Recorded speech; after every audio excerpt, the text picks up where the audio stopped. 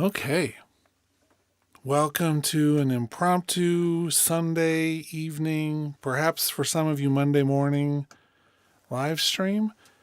Haven't done a stream in a bit, nor have I made any new videos in a while. It's actually been almost a month, and good reasons for it, but I think that as we ramp back up for 2025, I wanted to make one more live stream before the end of the year. And then you'll be seeing some new content. We're going to be doing some regular stuff going into 2025 and a lot about logic. That's what we do on this channel. And I want to create more resources for you to be able to get better with this software and reach more people. But we're a little bit reinvigorated going into the new year, and we'll see how long we can make that particular thing last. Because, as you know, life sometimes is unexpected, and that's okay. So what we're doing tonight is hopefully getting some people on here. We'll talk about 11.1.1 just briefly, and I'm curious on what things are working, which things are not working, and that'll be a bit of this, and then we're going to dream about what we hope logic will get added in the future, because I think that we keep on seeing the trends and hoping for something different, and yet the writing on the wall seems to always be in front of us in retrospect. So we'll see. And we already have Isra World making some comments, which are cool. First one is, when are we getting Max for Live type features? Technically speaking, I mean, yes, Max for Live. We can do most. There's certainly not everything, but we can do most of what Max for Live can do, just in different ways. If you look at what the environment is and what we have with the scripter plugin, obviously there's some limitations to both of those things. And at this point, it's unlikely that we're going to be getting any sort of expansion of the environment in Logic. In fact, they've been showing us that they're wanting to close it down in many ways. And so I doubt we'll get new things there, but we can do a lot of what you can do. We just don't have a big community like Max does. And so we don't have people programming things for the environment and or the scripter. That's what I was trying to say. We don't have a lot of people making new scripts for our scripter. And so we end up with what appears to be a feature that's dying to Apple. And so they're not interested in keeping things around that don't get used. And then, when are we getting a good 8-step sequencer? I mean, I really do, for most purposes, the sequencer we have is pretty good. And I think it competes with most of the best sequencers out there. What feature specifically are you hoping for with a good 8-step sequencer? That's the question I would ask back to you. Anyway, so the biggest news with 11.1.1 was the thing that we're always afraid of, which is the addition of features that A, no one asked for, B, that seemingly dumb down the experience for Logic, and C, just make you scratch your head a little bit. And that is what we got with the voice memo feature. That's really the only new feature in this small update that just came out a couple weeks ago, which is that the voice memo can now, and granted, this is on a small amount of devices. It's like you have to have one of the AI capable phones, I believe, at this point. I haven't checked it out on my iPad Pro yet. I'm going to do that probably this week, but What I've read is it's only for, the top line, the top tier iPhones, which means you can do 2 tracks of audio recording and voice memo. So we've added multi-track recording in the least feature-rich audio application that Apple makes. How many of you had that on your holiday wish list, right? Yeah. So that's what we got. And every time they do that, it makes me wonder, what are the priorities with this software? What is the priorities with any of this stuff at this point? To add features for the pro audience or the very non-pro audience. Cool. So we have a little clarification on the 8-step sequencer I should specify. The Ableton randomizer features linked with MMS Snake, Max for Live. The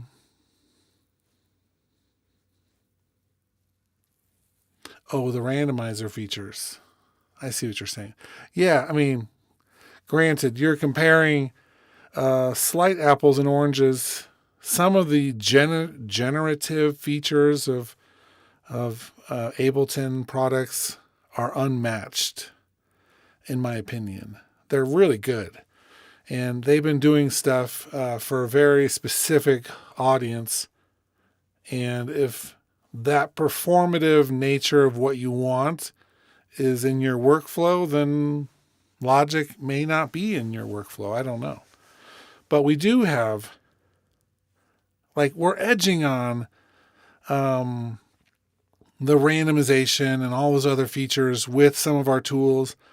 But I feel like every time I explore and really want to create with them, I do hit ceilings and walls trying to do it. So I'm with you on that in some ways.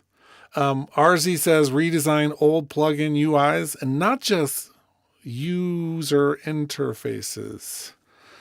Let's look at a couple examples of some things of what that may look like. So we have now, several generations of interfaces of our plugins. One of them might be like the old instruments, and some of these are never going to change. They're here for compatibility more than anything at this point. They're never going to redo the ES1. Come on. This thing has been like this since I was in college, and that is a long time ago at this point. This was state of the art at one point, and we were like, whoa, there's something to this software world. We can actually create really cool sounds with this. That interface, unlikely to ever change. Now, I've said that, but the ES24, ESX24, that did change. We got the new sampler, and that was replaced. We don't even have the old one, so maybe. But there's other examples of that. So let me pull open, for instance. I'm going to put the sampler up just because I mentioned that. This interface is kind of like the new interface, right? This is what we got with the Camel audio plugins, which the multi-effects like fat effects and step effects, it has this same kind of look to it. And these aren't horrible. They're not terrific, I don't think, either. These are better than some things in the sense that I look at them and the mustard color does pop off the screen just enough so I can really easily see it. There's good contrast to it. But we still live in this gray on dark navy blue kind of world here. So that's, excuse me, it's a little tricky in terms of the interfacing. But we have then this other kind of middle ground of things, these plugin interfaces like stereo spread. And so this was the middle time where we had this blue, gray interface. These ones actually are easy to look at and see where everything else is. I thought that for the most part, this was a good redesign at the time. But the fact that we still have things like stereo spread, and it has this old interface, that's not great.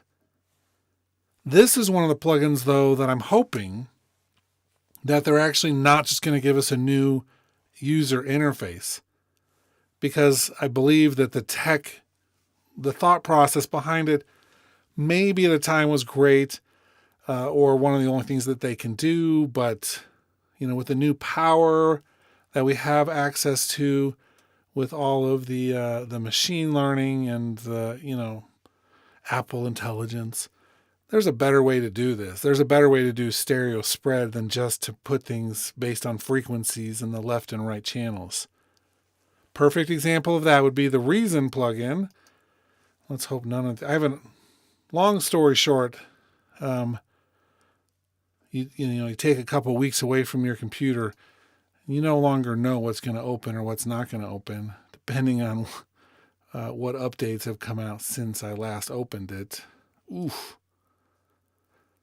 Yeah, so there's a new update for that I'm going to have to grab.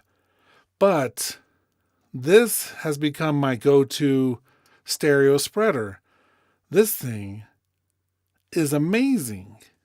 It keeps phase coherency, mono compatibility, and yet it spreads stuff out.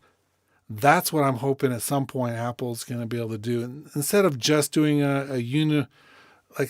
interface change, I need this thing to be updated from beginning to end. And I feel like that was some of them along the way, not just this one.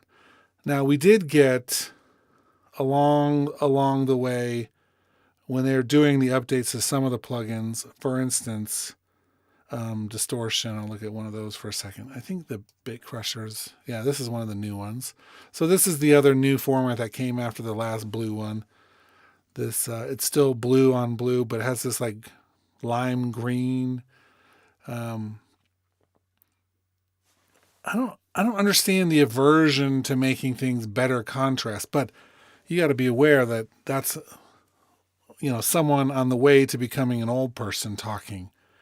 And so as your eyes go, and as your need for new glasses and all kinds of stuff, this is the tricky part, right? Making things so that they're visible. I don't know. I feel like sometimes they could have done a little bit more, but I don't know, maybe we have really youthful people making these interfaces at Apple, and they're like, yeah, I can see that fine, no problem. And then you look at the demographics of who's using some of this software, and they realize, well, maybe we should make that a little bit better in terms of the contrast. But this with the green, that's okay. But some of the things in Logic are not great. Perfect. And then another comment coming in. How about we have the option to set default plugins? For instance, we could change the shortcut for EQ in the mixer to open. I mean, I would love that too. So for instance, and maybe this is what you're talking about as well, but in our channels here, when we have the EQ box and then the little meter for the compression, you click on the compressor, that little thing, it brings up this default. I'm sure this is what you're talking about, probably.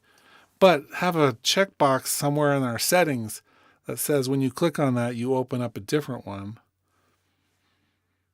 Now, is it really taking so much time to do this right? Whoa.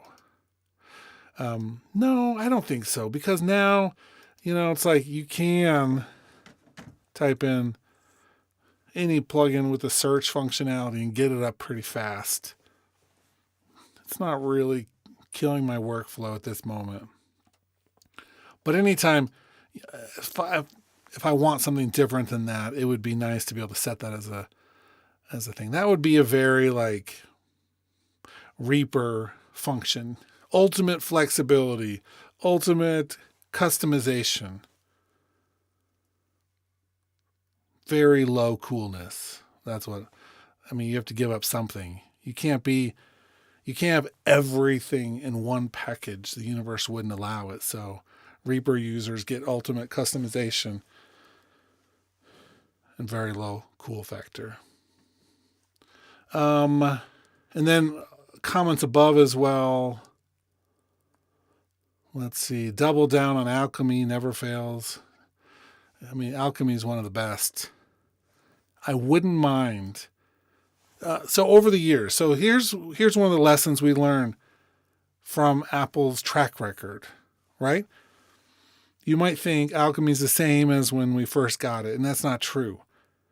Many years in a row, they have fine-tuned it, added subtle features. Not a lot of big features, but what are you going to add to something like Alchemy? We want stability and better small features, things that enhance the workflow, things that enhance the sound. And they've done that. If you look back at all the updates since they released Alchemy with Logic, they've been constantly working on it. That's awesome. That means that Alchemy has proven to be a priority for the team, and we accept. With the other things you were talking about, one of them was DC interface voltage control support would be cool. I have a feeling that could be on the horizon. I haven't talked much today. And the reason why I think that the DC interface voltage control support might be on the horizon is because, again, we look at the track record of Logic, and they've been adding things that work better and more often with external instruments. In terms of all the stuff that we have right now with the external instrument plugin and the other features, it's like we've hit a wall now, and what's next, if you ask that question, would be the DC interface voltage control support. I mean, it just, reason would say that's what would be coming next if they continue on that path. Is it going to come tomorrow? No. It might come in a couple upgrades. It'll be snuck in at some point because they're not, like, that's not one of the cool features that they're going to be able to put online and publicize and get a bunch of new users for. But it'll help some people who use that kind of technology for sure. That's my guess. But again, it's built off the track record of what they've done. Now, what we're guaranteed to get at some point are more producer packs, loop packs, because they have been putting those in on the regular. They go to GarageBand, they come to Logic, great. That's over in the library here. That's all of these sound packs and producer packs. They love adding that kind of stuff. What else are we likely to get? More stuff with percussion and drums. They seem to love those features time and time again. Maybe it's because it's low-hanging fruit, easy to have somebody make and implement. Doesn't take a lot of new innovation to do, so we'll get some of that stuff. We're also going to now be on this cycle. Every update, the chord track will change and the session instruments will change. It's like we get the early beta. That's equivalent to what we've been getting with some of these features. Sure, they were pretty powerful right out of the box, but everybody knows they're not perfect and they need to be refined. For some reason, we did get, now that I think about it, let me load up a drummer track. We did get a little bit of new percussive type things. So we have a lot of our acoustic drummers they're pretty close to the original set. I think we did get the brush stuff later, if I remember correctly. Somebody remind me, I don't know. We got the electronic drummer stuff after that. We got these percussionists after that, the Latin pop and songwriter percussionists. But we haven't really, they seem really hesitant to go into some of the more, or some of the less popular styles, right? It's like, why can't we get some true metal I mean, none of these are metal. We don't have any good reggae or jazz or, I mean, think of any genre outside of the list here. There are so many. There's hundreds, thousands. And we seem really bent on keeping what are the most popular ones. And I'm not sure what that is about. Obviously, it's a money thing. It has to be. What I would have loved to see is Apple saying, we're onto something with this drummer track. Let's really clearly open the spec for this. And then have some companies be able to put their mark on things and sell packs that do additional things. That's the one thing about having this walled garden approach that Apple loves so much, is that it requires them to always be the innovator then, and never allows anybody else to step up and help create part of this. I mean, sure, that's not exactly true because we can load in third-party plugins, but even that seems to be a burden every cycle. It's I know that they make it possible for developers to get the look at the upcoming formats, but with Logic always seeming to be in some form of beta for all of us, it's hard for them to lock things down because maybe something doesn't work as expected. So I don't know, but it would have been cool to really push some people to make these things. Do it through the Apple thing, say, hey, companies that do drums, we want to expand what we have with what you have. Bring it over to Logic. We'll show you all the hooks and ladders so you can put it in there. And then, you can sell it in the App Store and we'll take our percentage, but we'll probably sell a lot more than if you try to do this on your own. So everybody gets rich. I mean, maybe not everybody's going to get rich off of drum packs for Drummer and Logic, but it's possible. There's enough people that if we had that, it might actually work nice to everybody's advantage. But no, nobody's doing it. Nobody's talking about it. We're just simply waiting and complaining. So what do we need for the chord track? Well, as it stands, I've done a number of songs now using the chord track. I like the basic functionality. I think it's a lot deeper than I was afraid it wasn't going to be. Meaning you can actually get a lot of custom performances and ones that don't sound like the chord track and the session players. That's the goal, right? Any tool should rise above itself and not be recognizable as that software tool in circumstances.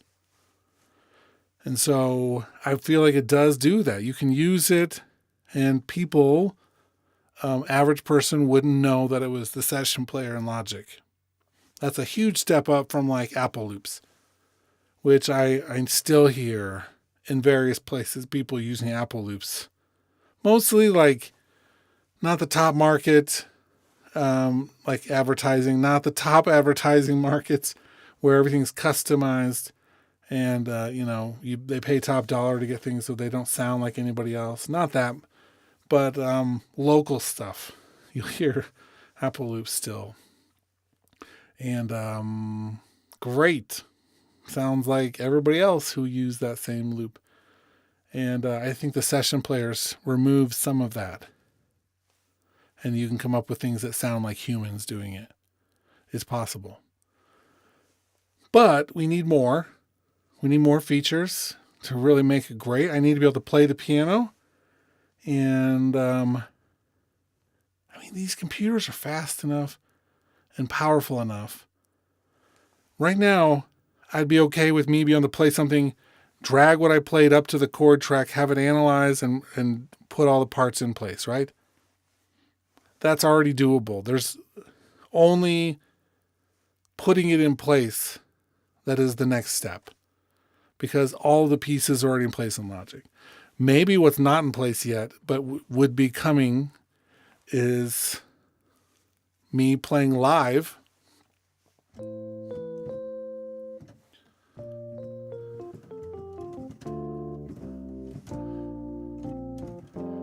Right? You can see, it looks, I play a chord, that's the F chord, it shows at the top of my screen.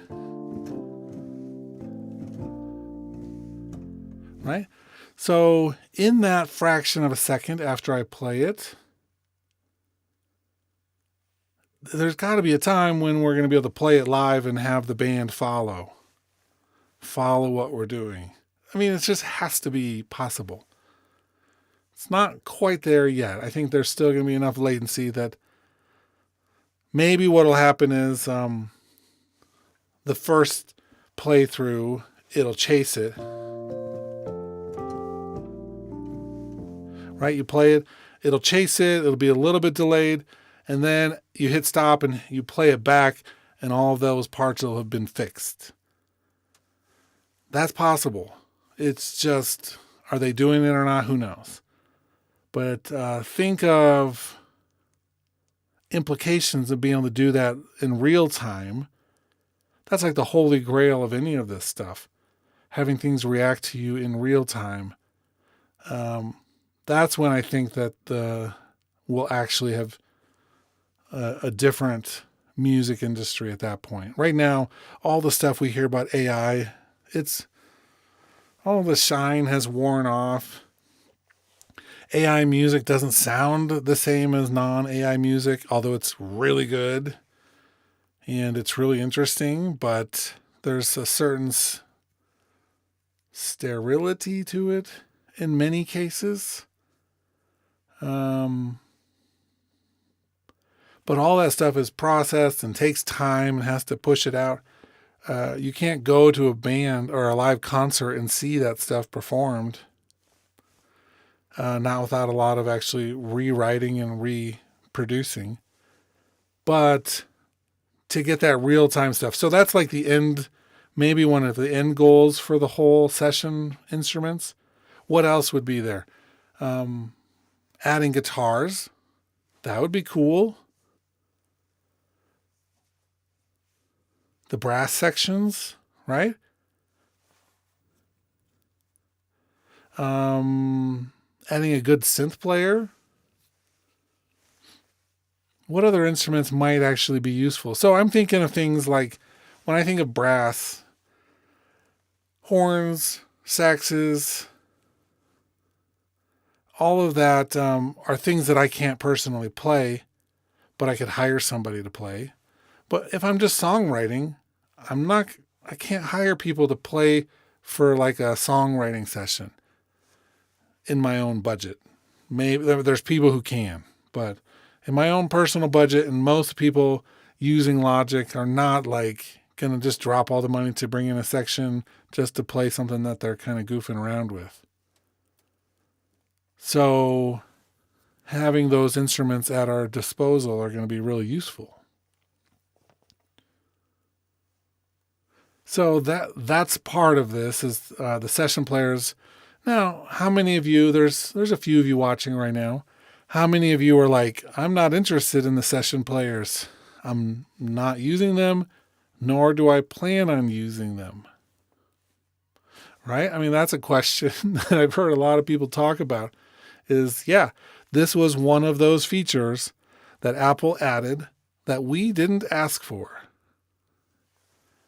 End of story. Possibly that is some of you. And to those of you who feel that way, that's cool. Who cares? But I know that for me personally, when the drummer came out, I loved it at the beginning. And now, here, it's like there's this frustration that sets in because the promise of what this stuff can do is taking years to live up to the promise, the fulfillment of it. Man, it's like our children's children are going to be the ones who reap the benefits of some of the coolness of these tools in their perfected state at this point. Because, dang, it's taking a long time. It's taking forever. And that's okay, I guess. So 2025, and this is something I'm going to be talking about on my channel coming up after the first of the year.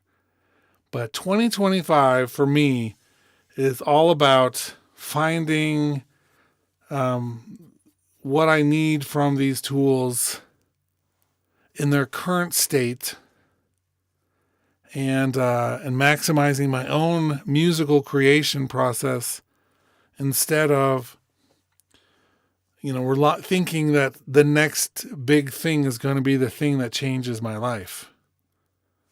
We don't need the next big thing, right? That's the whole point of all of this.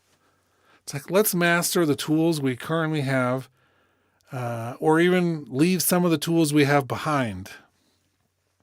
We don't need all of the tools. I know that's going to be, quite the concept for some of you. But getting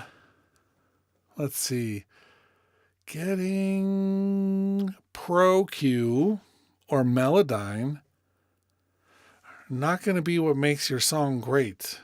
I hate to tell you that. Because that's not how it works. There are some great tools out there which have changed how I do certain things. That's true. And I'll probably, I want to talk about some of those things. But it's those things. Those third-party tools rarely are going to make or break what you do. It's just not possible. And so the real key is to figure out how you're going to push yourself musically. It's like, how do you come up with that idea that is going to be the thing that changes your life in spite of the tools that you're using? That's the question. And I don't think Apple's going in that direction. In fact, I think Apple's going in the direction of doing more for you. And then, I don't know, are they trying to get more users just to earn more profit? Is that really the whole capitalistic goal of this piece of software? If they didn't earn enough money on Logic in 2024, would they shut it down? That's, the sad reality of business. And perhaps we all need to be thinking about how to make the music in terms of the music itself.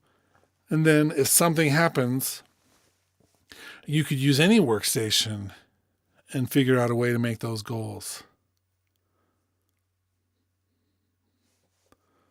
That's maybe the real goal that you should have for the upcoming year. Figure out what's really important so that you don't have to be trapped by the feature set of whatever tool you're using. I don't know. That's tricky. But that's my goal. And but I'm going to keep using Logic. I'm going to use Logic until they stop supporting it. Because I don't feel like Logic is the best workstation all the time. Are you kidding me? Apple's an impossible company to really get behind in so many ways. I'm not on their payroll. I'm not on their beta team. I don't have a social media deal with them. So I can say whatever the F I want. I love that particular piece of this puzzle. So we get to talk about some of the hard things with Logic, some of the things that they should have changed decades ago, and still use it and find great value in it at the same time, right? So I don't feel like I'm going to be switching. I don't think I'm going to be stopping using Logic. I spent last summer looking at a lot of different workstations to see if there was one that would speak to me a little bit better. And guess what? It's stupid. It's stupid to try to change away from a tool that you know well. Unless there's some magical thing that something else does that you cannot possibly get done in one of them. And so each person, I really feel like, should be questioning the change and should stick with the one that means the most to them. Now, Pro Tools. I can use Pro Tools as well as anybody. I mean, I've taught it for decades now at the universities. And FL Studio, I own copies. And Reason was never one that, I mean, I really love parts of Reason. They're so cool. The interfaces and the instruments that they've released are so great. And I'll continue to use Reason as a rack inside of Logic because that was the smartest thing that they ever did. I wish I could use more of FL Studio as a rack. I know you can load it as a plugin in Logic, but it crashes too often, and it's not a great rack like the Reason stuff. But there's some parts of Ableton that I would use. It's too bad more companies aren't doing that because think of all the people that would use some of those tools if they could be expanded into their current workflow without having to just switch completely to the other. I mean, that would be really awesome. Everything works as a plugin for something else. That would be kind of cool. Apple's never going to do that for other people, but I wish. I mean, oh man. Think if they opened up Alchemy as a plugin that was not just in Logic, that other people would use. Now, maybe, I sincerely doubt that people are using Logic just because it has Alchemy. I mean, raise your hand if that's you, but I sincerely doubt that anyone came to Logic just for Alchemy, and they'll never switch because Alchemy is just in Logic.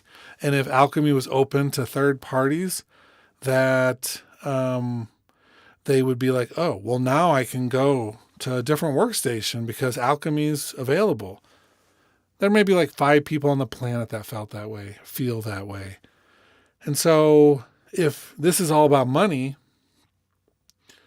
like, put that out there. Put like a 99-cent subscription model on that Apple. Subscribe everybody to that plugin. You'd probably make more on that than you would on Logic sales, is my guess. Because Alchemy is great and it would be used by a lot of people. But that you could not just limit it to that. Do all of your plugins or a select group of them. If it's about revenue, why are they making some of the choices they make? It's a good question. Maybe there's some people who've analyzed this and their team said, you know what? The only way people are going to use Logic is if you leave all these things locked in there. Okay, then leave them locked in there, whatever. But I'd be shocked if that were the case. Just shocked because I'm using Logic for other reasons. Those things are part of them, but it's other reasons that I use Logic. One of the reasons, so if I had to make a list of the reasons that I'm still using Logic, one of them is I can think of something I want to do, and then I know how to do it without having any time between the what I want to do and the how to do it. The bridge is very, very short. And that's when you know you should use a workstation, is when that bridge is short between, oh, I want to do, and now I know how to do it. If I go into Studio One, I think of a thought, I want to do this.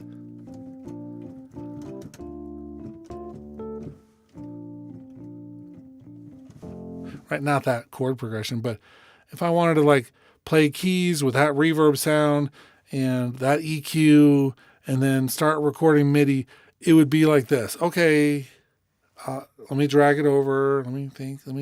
Oh yeah, I got to do this. Let me add this.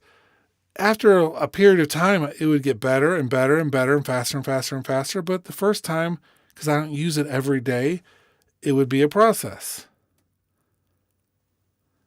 That's the thing. It's like it gets worse for some applications. To load something up in Digital Performer, if you remember, it's still around, but not that many people are using it, as far as I can tell. It would take me a lot longer to load something up. I can do it fast in Pro Tools. I can do it fast in Logic. I can do it fast in Reason. I can do it fast in like a bunch of them.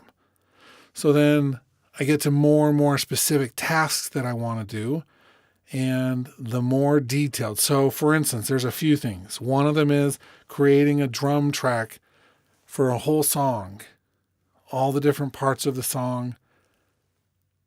Easily, I can do that fastest in Logic. Easily. If I were to compete with people on how fast we could do that, I would win most of the time in Logic. Okay. If I want to do drum replacements, you can do it in tons of different workstations. And probably some of you, if you use different ones, and will say, well, I can do it really fast in this one. Well, great. That's awesome. But again, if I'm doing this and I need to, I take an acoustic kit and I want to do like a drum, like a kick layering or a kick replacement, I can do that faster in Logic, or at least as fast in Logic as anybody can do it in any other workstation. So if I'm doing those tasks all the time, I'm not going to switch and relearn a whole different way of thinking and communicating. I speak like 3 or 4 different languages, and I got to tell you, if I want to communicate something that touches somebody's heart, I speak my native one, right? I'm not going to do that in Czech or Mandarin or some other language. I'm not going to try to communicate something that means something to me in a foreign language. I'm going to let a translator whose job and the nuances of that do that work. But if I'm going to communicate something that means something, I'm going to do it in my native language. And just so happens that Logic Pro is my native language in music production. I'm bilingual. Certainly Pro Tools is right there, because Pro Tools was first and longest in my life, because of university. We teach that, as our primary workstation. Can I fumble around in all the others? Sure. No problem. But Pro Tools and Logic are my native languages, and Pig Latin. Oof. We got a good crowd. What are the features? We've talked about a few of them. What features would each of you want if you could speak out to Apple and say, this is what I need in Logic? We can move our mixer tracks now. We have plugin search. We have, more reverbs. What is it? What is it that you want next from this piece of software that does almost everything? And don't say compatibility with Melodyne's ARA functionality, because Celemony needs to fix that. They need to realize that at some point they should fix it on their side if they want it to work. But what else? Tell me what you're thinking in the comments, because I'm curious. What's your number one feature that you would ask for inside Logic? I'll give you, I don't know how long the delay is right this moment, but I'll give you a second to think about it. I'll see how long the delay is. I thought I had it set to the fastest. Let me see real quick.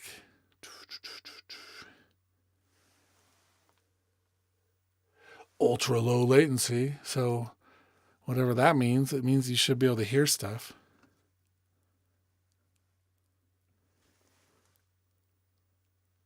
In Q, in the chord, you mean the notation editor, or are you talking about like what Melodyne does with its direct note access? Brandon Wolf, nobody's going to ever argue with you on that about the better, faster audio browser.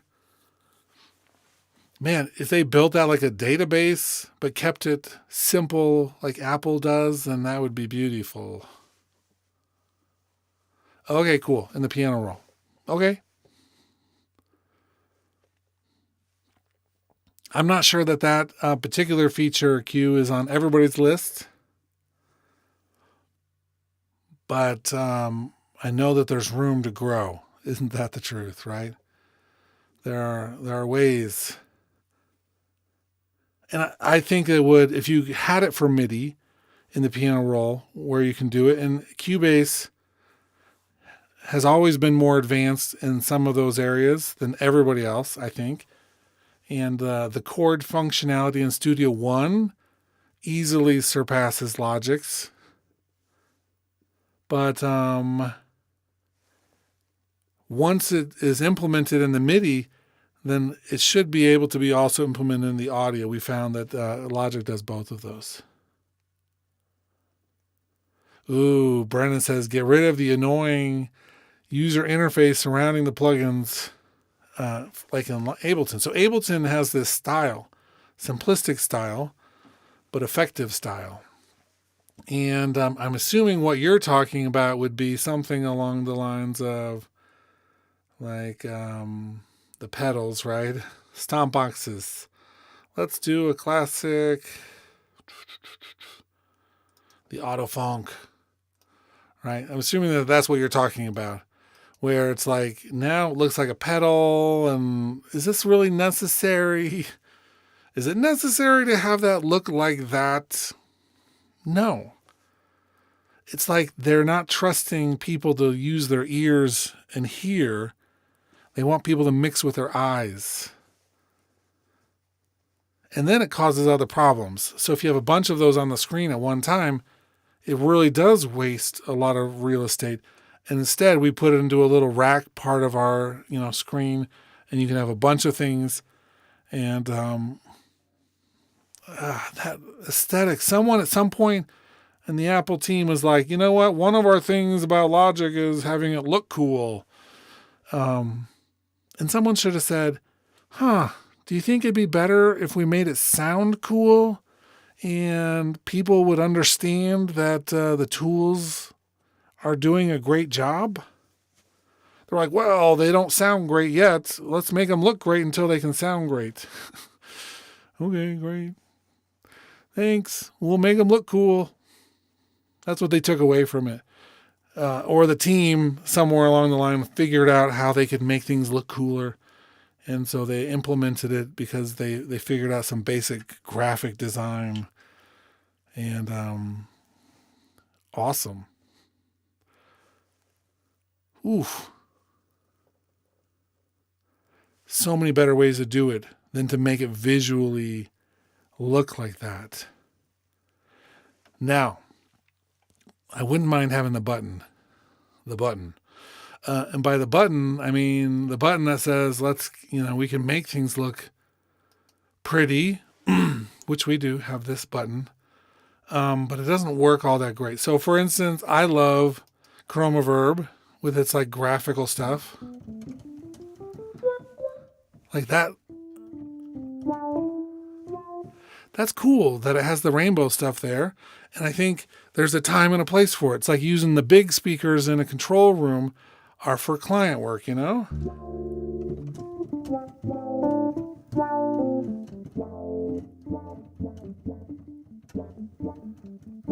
Right? But then there's a time where you're like, I just want the list. The problem is this list is not great. So we need the middle ground like Ableton has, where it has a little bit of graphics, but it's all simplified. And we don't have to just rely on look how much wasted space there is here. And we can make this smaller, but that's not helping us. And the iPad version of Logic have all the tiles that you can lay out and change things. But it's limited what they can do. And you can't really do too much customization.